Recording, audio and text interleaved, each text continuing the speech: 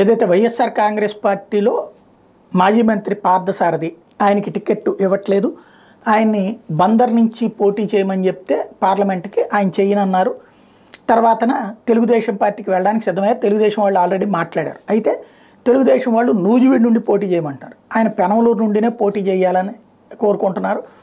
అది ఓకే అయితే చెప్పమంటున్నారు. ఇక్కడ పెనమలూరు నుండి సంబంధించి అందుకనే గద్దె రామ్మోహన్ వెళ్ళి నిన్న బోడే ప్రసాద్తో మాట్లాడారు. పెనమలూరులో ఈ దఫా పార్థసారథికి ఇద్దాము, మీరు గన్నవరం పోండి అని చెప్పి అడగటం. ఇక్కడ వైఎస్ఆర్ కాంగ్రెస్ పార్టీ ఆయన చెప్పుకొచ్చింది ఏంటంటే పార్థసారథి నన్ను గన్నవరం నుండి అన్న పోటీ చేయమంటున్నారు, లేకపోతే బందర్ నుంచి అయినా పోటీ చేయమంటున్నారు అని. మరి గన్నవరంలో వల్లభనేని వంశీ క్రిందసారి తెలుగుదేశం పార్టీ తరఫున గెలిచి ఆయన వైసీపీలోకి వచ్చారు. ఇప్పుడు ఆయన స్థానంలో పార్థసారథిని పోటీ చేయమని పార్టీ చెప్పింది అంటే అప్పుడు వంశీకి షాక్ ఇస్తారా తెలియాల్సి ఉంది.